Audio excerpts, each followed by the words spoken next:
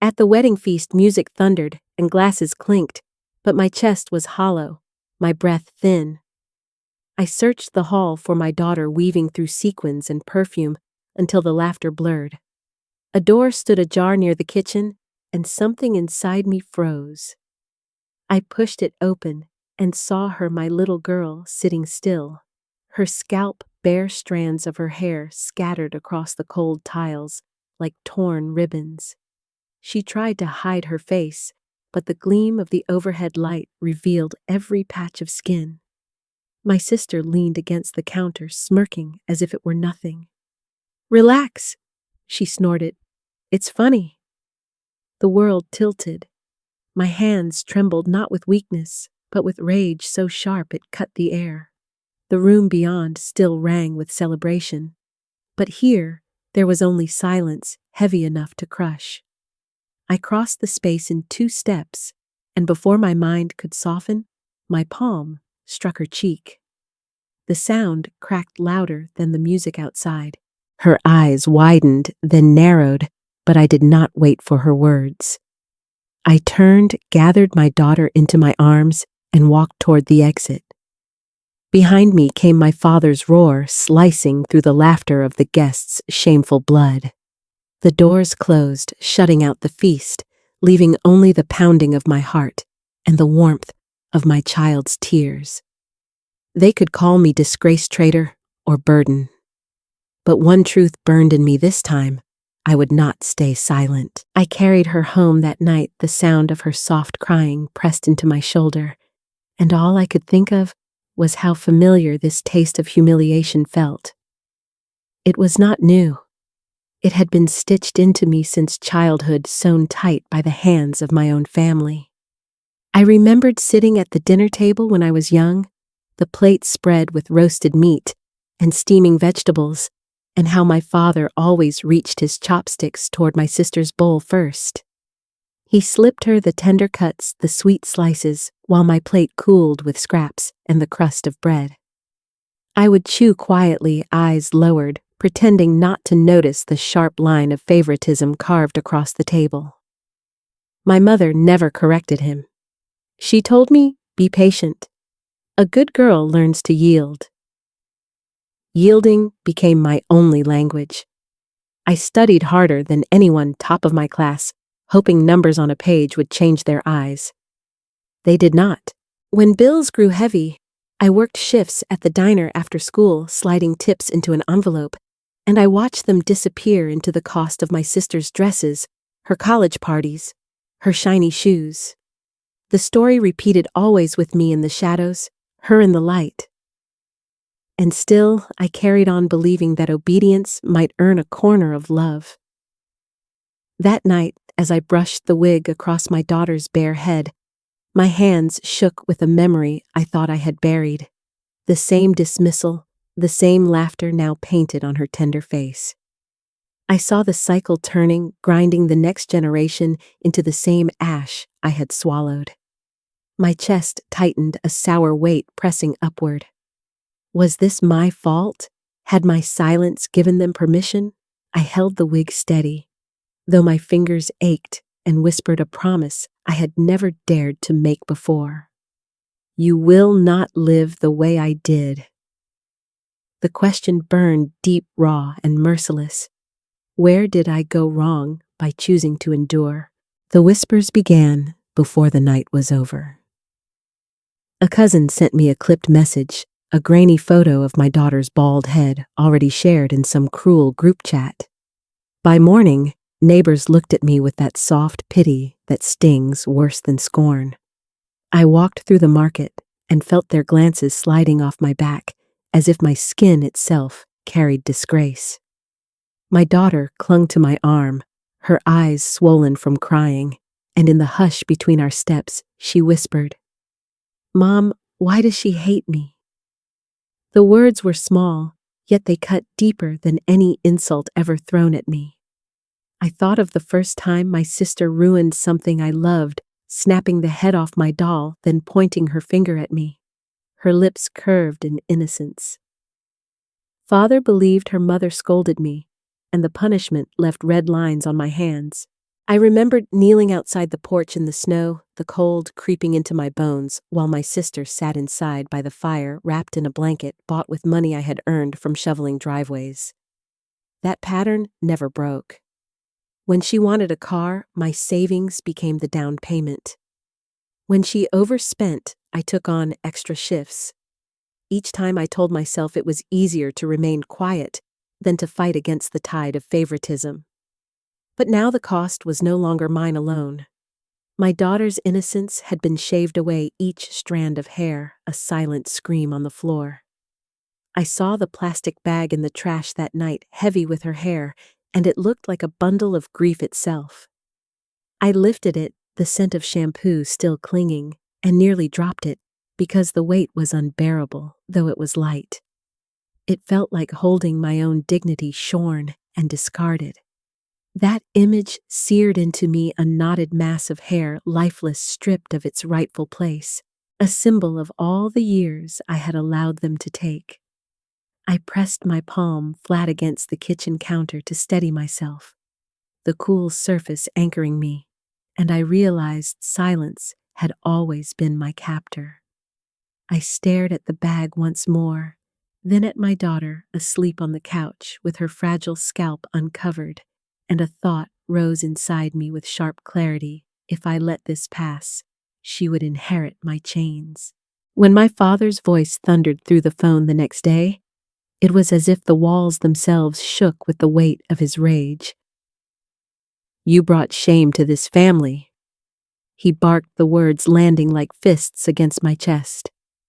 I held the receiver, my knuckles pale, listening as he repeated it again and again, like a chant meant to erase me.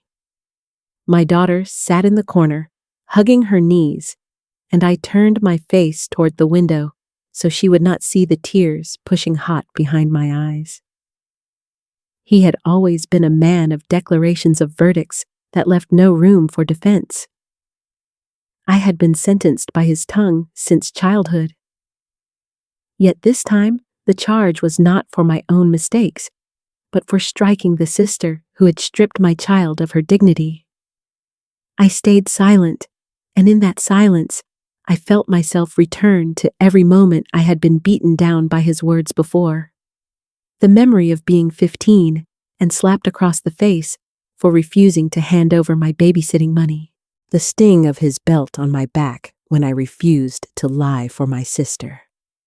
The cold nights spent outside because I had answered back with a single word. I knew the rhythm of his anger as well as the ticking of a clock, and I had lived by it, shrinking myself to survive. But the humiliation of that wedding feast had torn something open in me. It was no longer only about me. The humiliation now had a face, my daughter's face, pale and hollow, beneath the fluorescent lights her scalp exposed for the world to sneer at. The cycle had spun forward into her, and the sight of her small hands trying to cover her head haunted me with unbearable clarity. My sister, emboldened by years of indulgence, only added fuel to the fire. That evening, she posted photographs from the wedding, her caption dripping with mockery. "Some people can't take a joke." Dozens of laughing emojis followed comments from her friends egging her on. The cruelty spread like spilled ink, staining every corner of our lives. I stared at the screen, feeling bile rise in my throat. Each click of the refresh button was a wound, each burst of laughter a knife.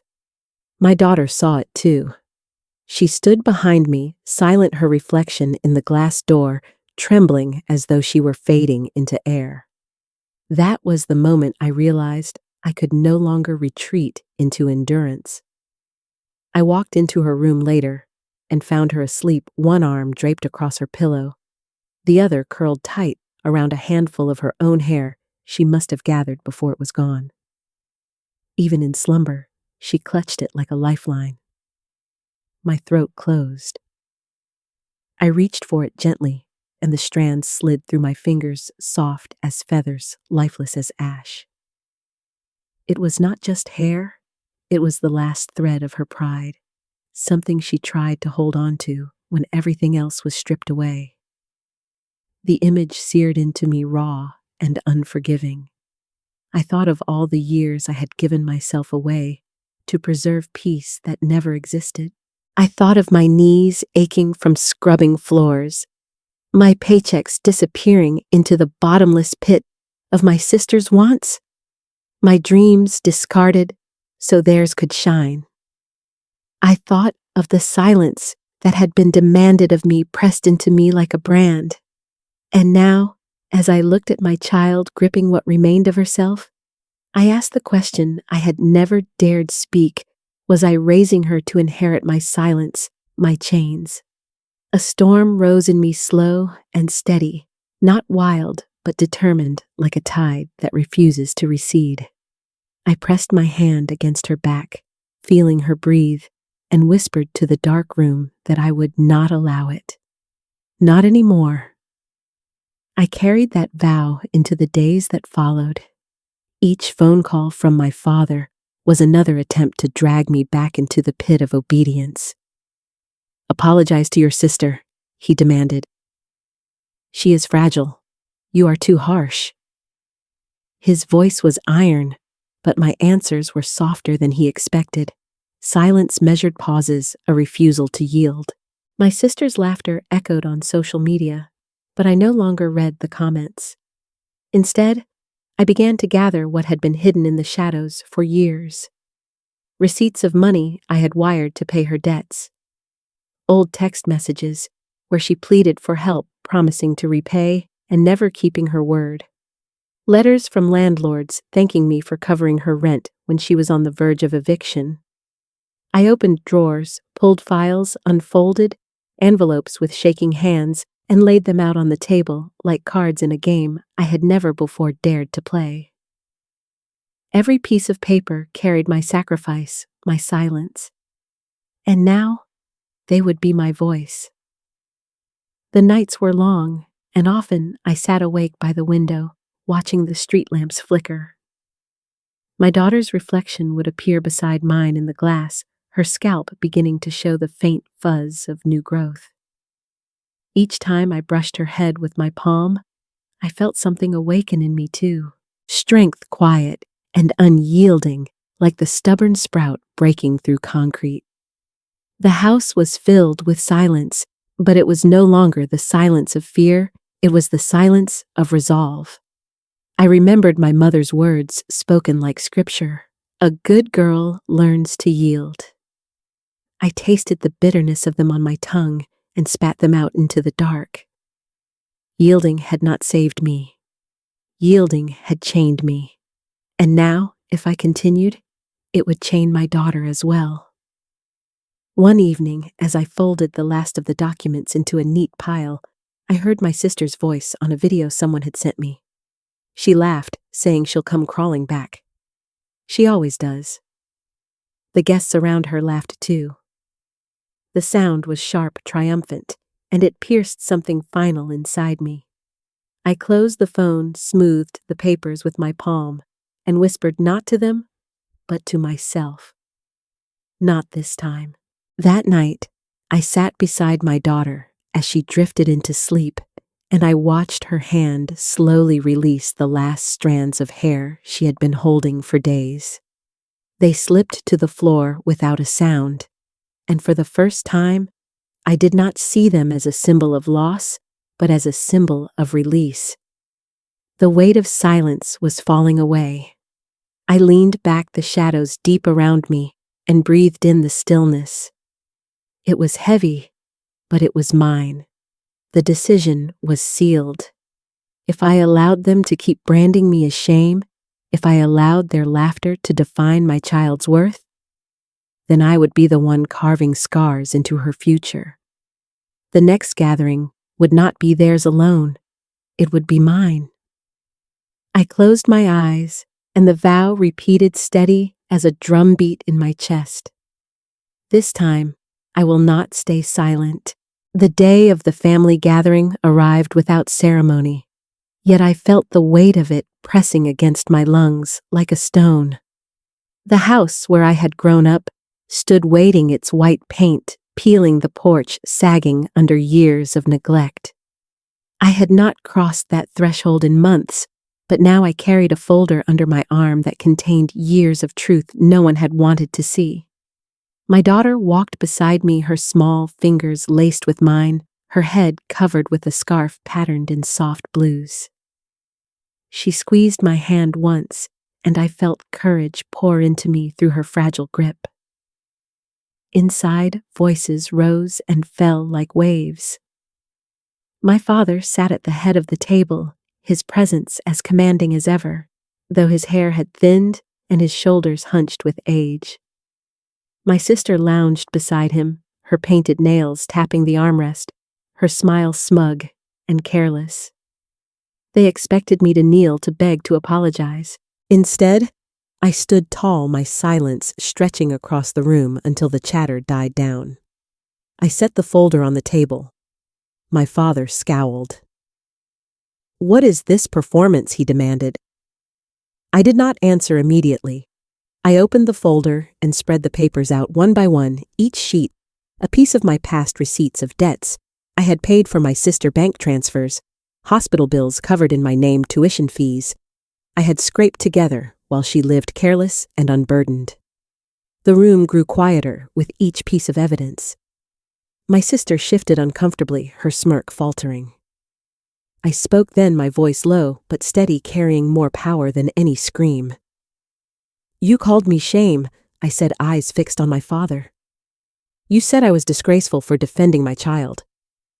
But what do you call this? Years of my silence, feeding her comfort, years of my work, funding her waste, years of my endurance, allowing her cruelty." I held up one receipt, an old wire transfer for thousands of dollars money that had emptied my account when my own daughter needed braces.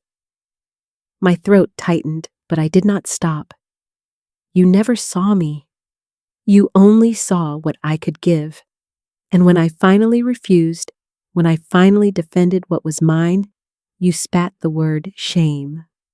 My father's face darkened, but he did not speak. My sister reached for one of the papers, trying to crumple it, but I pressed her hand flat against the table with mine.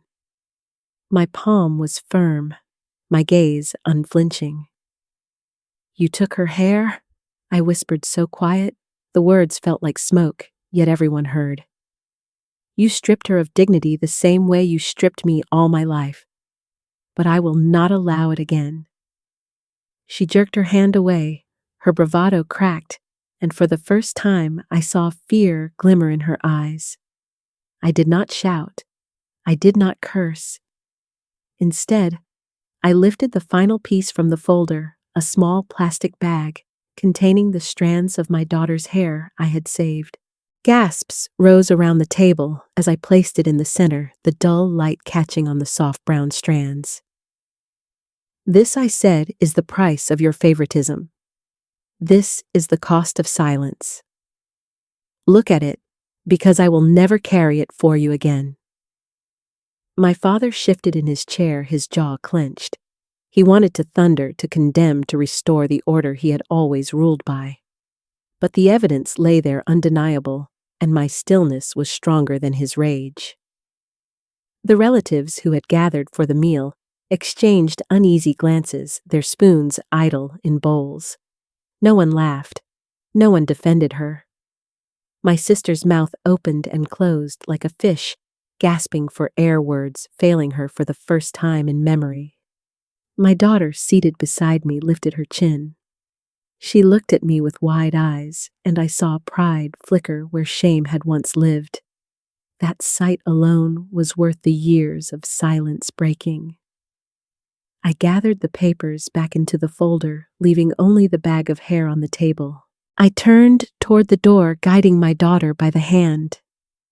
No one stopped me. Even my father, who had always been quick to strike with words, sat frozen, his fists clenched against his knees, his fury shackled by truth. At the doorway, I paused, my back straight, and spoke once more without turning. "The days of swallowing your cruelty are over. If you want to know shame, look in the mirror." The air was heavy, thick with the collapse of their authority, and for a moment I almost pitied them. Almost. I stepped outside, the cool air hitting my face, like water washing the stench of that room from my lungs. My daughter walked beside me, her scarf fluttering in the wind, and for the first time in years, I felt the rhythm of freedom in my steps. The silence that followed us was not the silence of defeat. It was the silence of power, reclaimed of chains, falling of a cycle, finally breaking. And though I knew they would try to rewrite the story, try to paint me as a traitor, the truth had already spoken louder than any of their lies. They had seen it. They could not unsee it. My daughter slipped her hand into mine again, and I knew we had crossed a threshold together.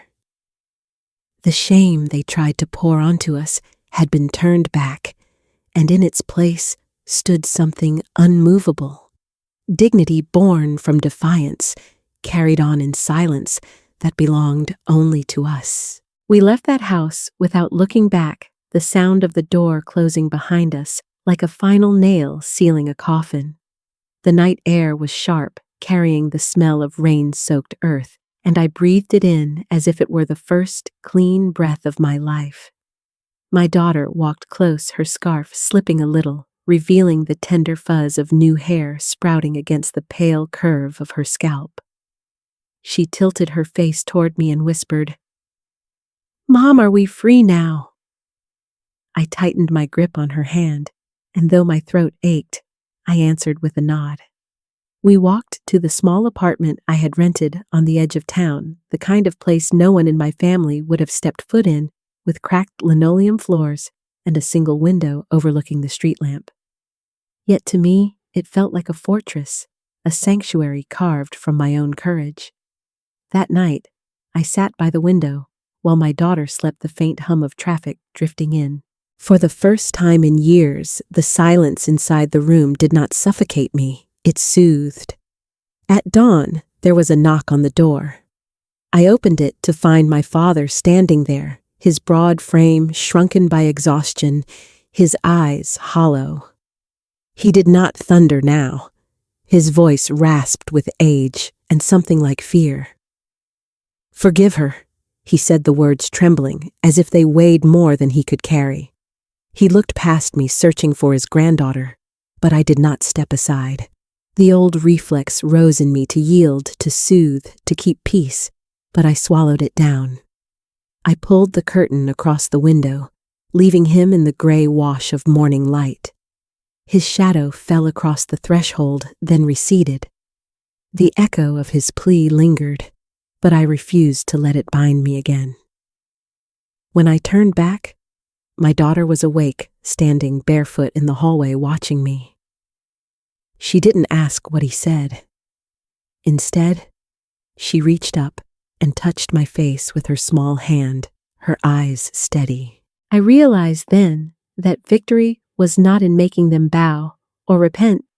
It was in breaking free, in refusing to let their chains slip onto her wrists. The bag of hair I had once carried as proof no longer haunted me.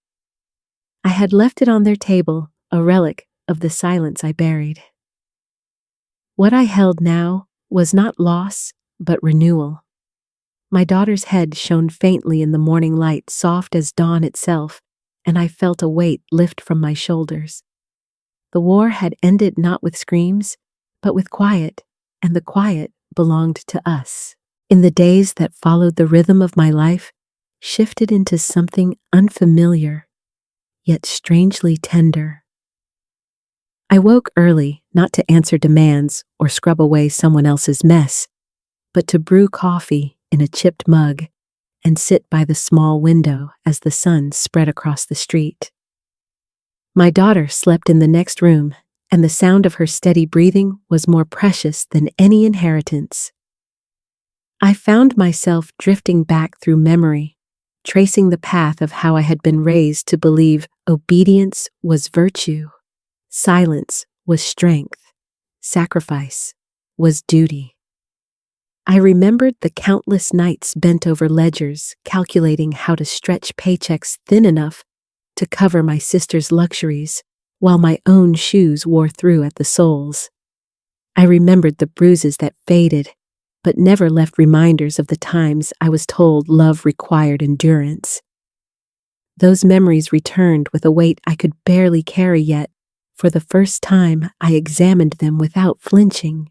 They were not proof of my weakness, they were proof of my survival.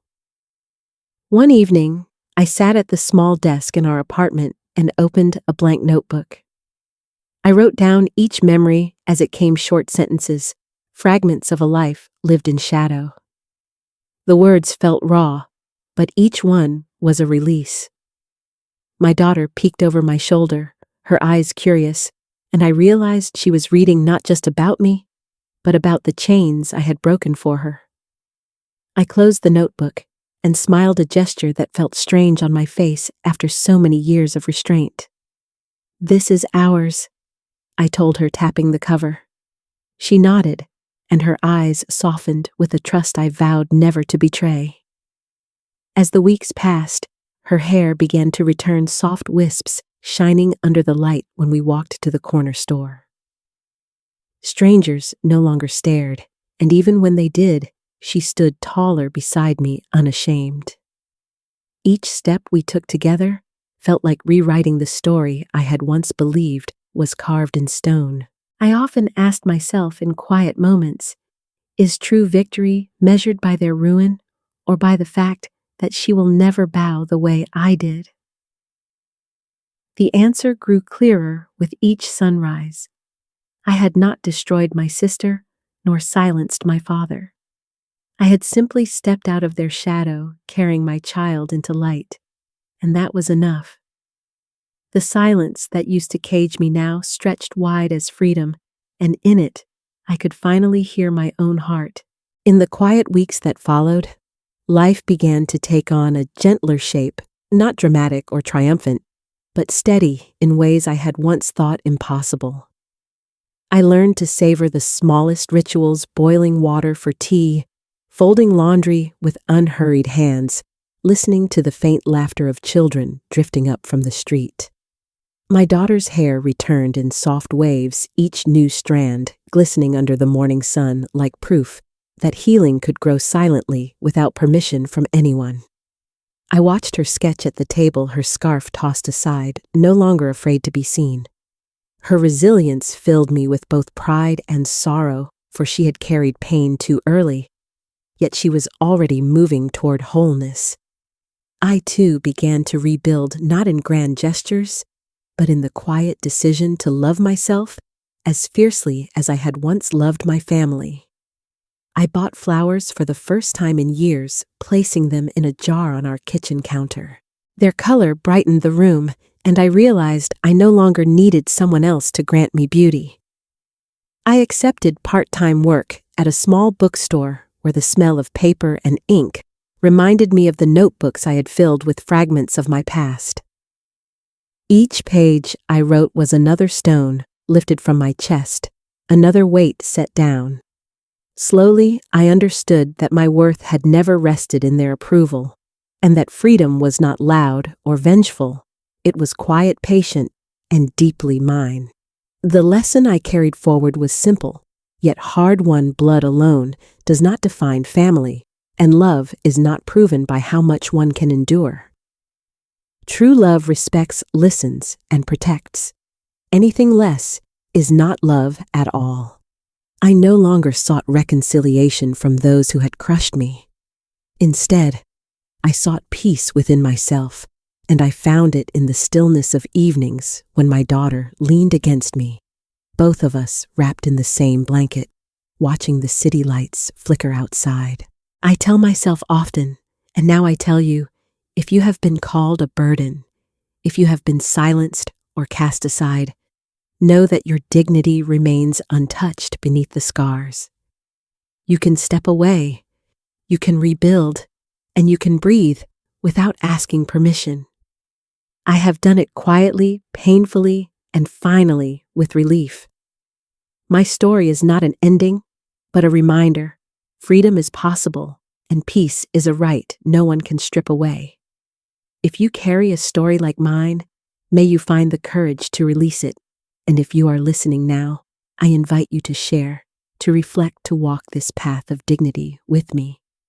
And if my voice has touched your heart, stay with me for more stories, because none of us should endure in silence again.